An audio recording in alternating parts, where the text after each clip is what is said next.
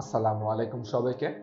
Computer world এবং world IT ফাউন্ডেশনের পক্ষ থেকে আপনাদের সবাইকে জানাচ্ছি স্বাগত। আজকে আমরা দেখব Adobe Illustrator সফটওয়্যারটি ব্যবহার করে কত সহজে এবং দ্রুত সময়ের মধ্যে আমরা একটি এক্স ব্যানার ডিজাইন করতে পারি। সো আমরা প্রথমেই চলে যাচ্ছি Adobe Illustrator সফটওয়্যারটি ওপেন করতে। সো আমাদেরকে প্রথমেই কি করতে হবে, ফাইল থেকে একটি নতুন পেজ বা আর্টবোর্ড সেটআপ করে নিতে হবে। সো আমাদেরকে প্রথমেই জানতে হবে কি আমাদেরকে এক্স ব্যানারের সাইজ কত। সো প্রথমে আমরা ফাইলের নামটি সেট করে নিচ্ছি। এরপরে আমরা ইঞ্চি এককে এই এক্স ব্যানারের মাপটি নেব। সো এখানে আমরা দিচ্ছি 2010 ইন্টু 810 পিক্সেল। এরপরে যেহেতু আমাদের এই এক্স ব্যানারটি প্রিন্ট হবে, সো আমরা এখানে দিলাম CMYK কালার মোড এবং আমাদের এটা একটি মিডিয়াম সাইজ, সো আমাদেরকে মিডিয়াম দিলাম রেজুলেশন। এরপরে দিয়ে দিচ্ছি ক্রিয়েট। সো আমাদের একটি আর্টবোর্ড ক্রিয়েট হয়ে গেল, কিন্তু আমাদের ওরিয়েন্টেশনটা কি, আমাদের পোর্ট্রেট না হয়ে ভার্টিক্যাল হয়ে গিয়েছে। সো আমাদেরকে সেম আর্টবোর্ডটাই সেট আপ করতে হবে পোর্ট্রেট মোডে দিয়ে। সো এখানে সেট করে দিলাম। সো আমাদের একটি আর্টবোর্ড সেট আপ হয়ে গেল। প্রথমে আমাদেরকে মার্জিন করার জন্য আমাদেরকে কি করতে হবে, অফসেট পাথের কাজটি করে নিতে হবে। সো আমরা প্রথমে একটি আর্টবোর্ডের সমান করে একটি শেপ নিলাম। শেপ নেওয়ার পরে শেপটি সিলেক্ট অবস্থায় অবজেক্টে যাব। অবজেক্টের থেকে আমরা চলে গেলাম পাথের থেকে অফসেট পাথ। এখানে আমরা মাইনাস করছি -50 পিক্সেল। সেখান থেকে প্রিভিউটা অন করে দেখলাম কেমন দেখা যাচ্ছে। এরপরে আমরা ওকে দিলাম। সো আমাদেরকে এরপরে ছোট যে শেপটি হলো তাকে রাইট ক্লিক করলাম, রাইট ক্লিক করে মেক গাইডস দিয়ে দিলাম। এরপর আমাদের বড় শেপটিকে আপাতত প্রয়োজন নেই, সো আমরা ডিলিট করে দিচ্ছি। এরপর আমাদেরকে আমাদের যে প্রয়োজনীয় টেক্সটগুলো আছে সেগুলোকে আমরা নিয়ে আসছি। আমরা প্রয়োজনীয় টেক্সটগুলোকে নিয়ে আসলাম। এখন আমরা বানাচ্ছি কম্পিউটার ওয়ার্ল্ডের একটি এক্স ব্যানার। সো আমরা প্রথমেই দিলাম কম্পিউটার ওয়ার্ল্ড, এটাকে প্রয়োজন মতো সাইজটাকে বড় করে নিচ্ছি। কম্পিউটার ওয়ার্ল্ডটাকে আমরা একটু বোল্ড করে দিই। এরপরে আমাদের যে মূল বিষয় সেগুলো লিখব।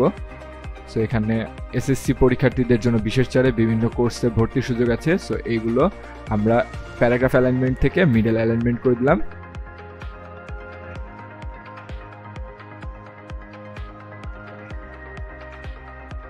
আমরা এখান থেকে বিজয় 52টাকে আরেকবার অ্যাক্টিভ করে নিয়ে আমরা বানানটি সঠিক করে নিচ্ছি। সো বিজয় 52কে অ্যাক্টিভ করার জন্য Ctrl-Alt-B দিলাম।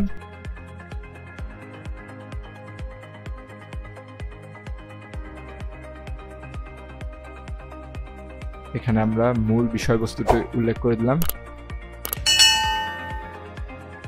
সো এরপরে আমরা দিয়ে দিচ্ছি যোগাযোগের ঠিকানা এবং ফোন নাম্বার। এটা একবার নিচের দিকে দিব। এরপরে ওয়েবসাইটের অ্যাড্রেস, এরপরে ঠিকানাটাকে আমরা 2 লাইনে যদি অ্যাডজাস্ট করে দিই তাহলে আরো দেখতে সুন্দর লাগবে। দুইজনকে মিডল অ্যালাইনমেন্ট করে দিলাম। তারপরে আমরা একটু প্রয়োজন মতো বড় করে দিচ্ছি।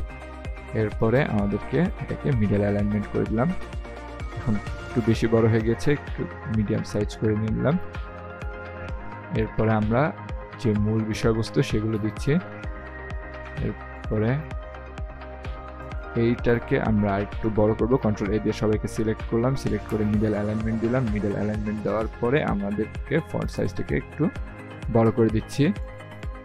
এখন আমাদেরকে যে মূল ছবি দিয়ে অ্যাডজাস্ট করতে হবে সেগুলো আমরা নিয়ে আসছি।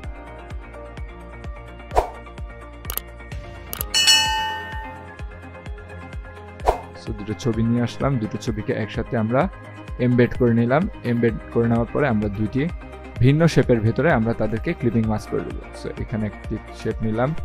এখানে একটি শেপ নেওয়ার পরে আমাদেরকে এই ছবিটিকে ক্লিপিং মাস্ক করব। সো শেপটিকে উপরে রেখে আমরা ছবিটিকে নিচে রাখলাম। তারপর দুজনকে সিলেকশন করে রাইট ক্লিক করে মেকিং ক্লিপিং মাস্ক করার পরে আমরা ছেড়ে দিলাম। এরপর আমাদেরকে আরও একটি এলিপসের প্রয়োজন হবে। আরও একটি এলিপস নিলাম। শেপটাকে একটু ছোট করলাম। শেপটাকে ছোট করার পরে দুইজনকে সিলেকশন করলাম। সিলেকশন করে রাইট ক্লিক, তারপর মেকিং ক্লিপিং মাস্ক।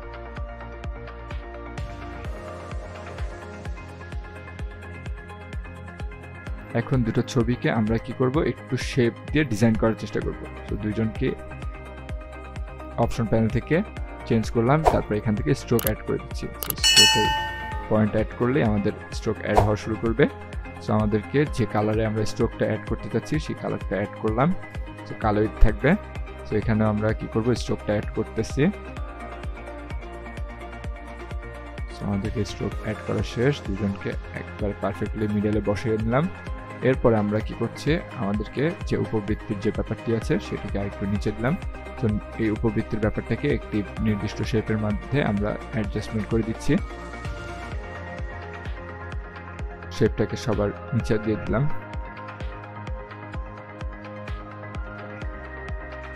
উপরের শেপটাকে আমরা একটু লাইট কালার করে দিচ্ছি।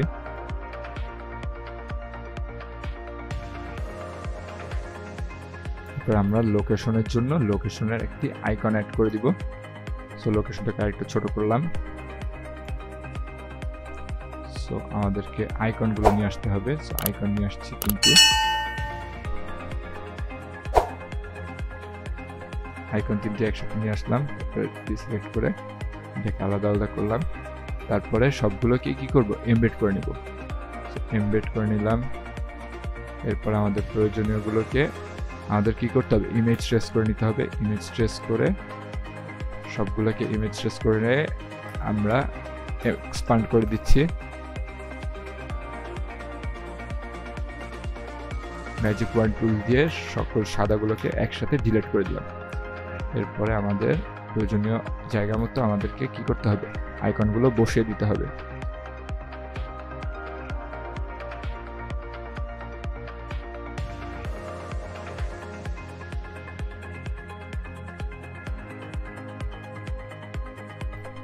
সবগুলোকে অ্যালাইনমেন্ট করে সুন্দর করে সাজিয়ে নিচ্ছি।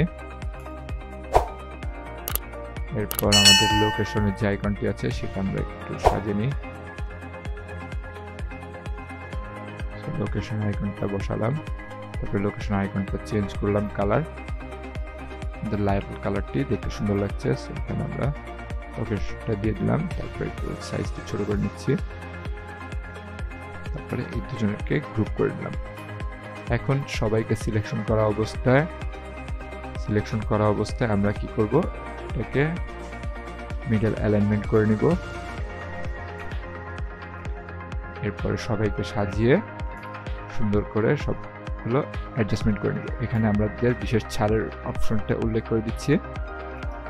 সো এখানে একটি শেপের ভেতরে আমরা বিভিন্ন ছাড়ের অপশনটা দেখে দিচ্ছি। সো ছাড়টা আমরা হাইলাইট করার জন্য হলুদ কালারের ভিতরে নিলাম। সো কর্নারগুলোকে আরেকটু বেশি রাউন্ডেড করে দিয়ে এই শেপটাকে পেছনে দিয়ে দিচ্ছি।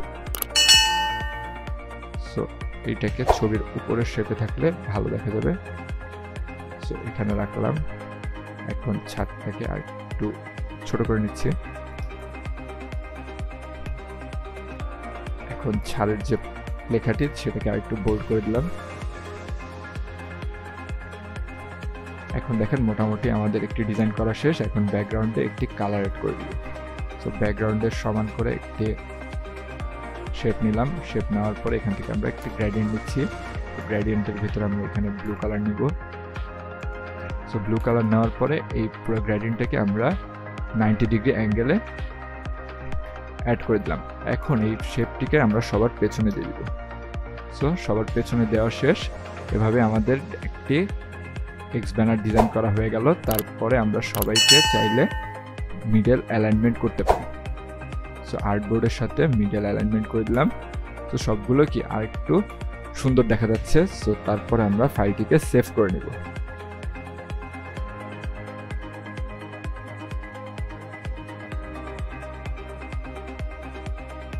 সো এই হয়ে গেল আমাদের একটি টেক্সট ব্যানার ডিজাইন।